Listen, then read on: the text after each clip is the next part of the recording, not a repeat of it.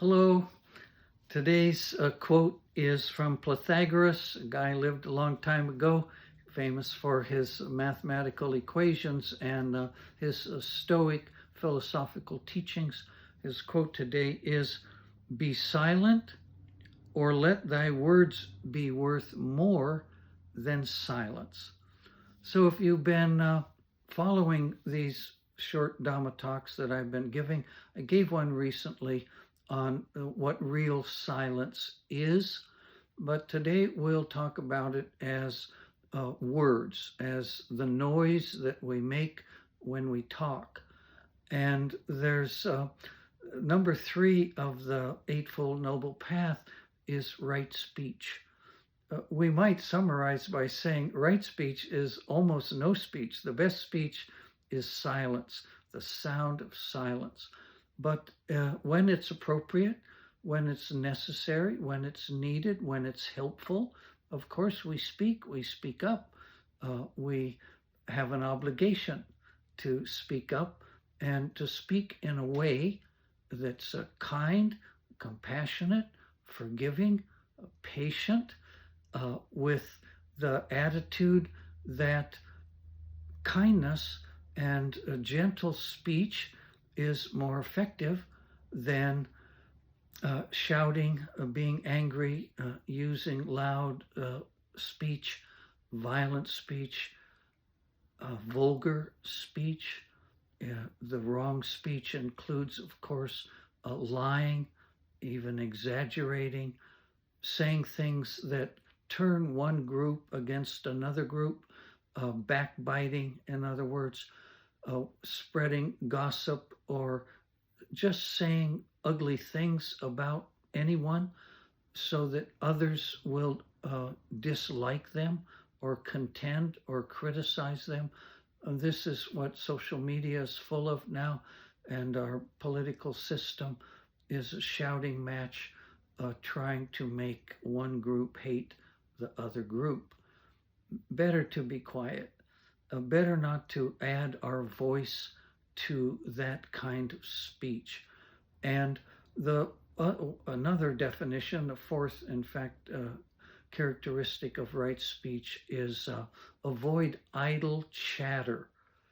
We don't use that word very much anymore, but it just means we're just talking about anything, the latest sale, some product, a new product, a new beer, a new perfume, the latest Apple Watch. We're talking about politics and other things that are either upsetting or over which we have no control, and talking about things that don't enhance, support, or improve someone else's mental life.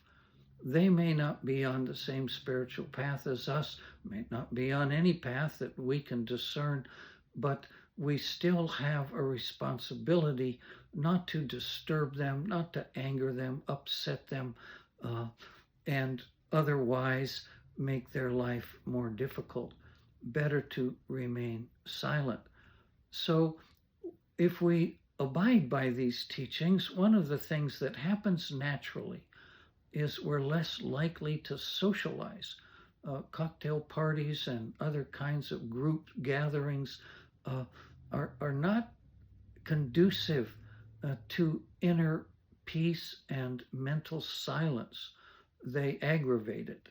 So we're less inclined to socialize the way we might once have enjoyed, and we wonder, are we doing something wrong? We don't feel like going out with that group that we used to, or going to those places we used to enjoy.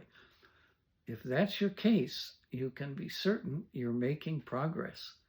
Those places do not support your spiritual practice. Maybe those people also don't. Their values, their habits, the topics of conversation may not be conducive to helping lift you up in a spiritual way to a higher realm.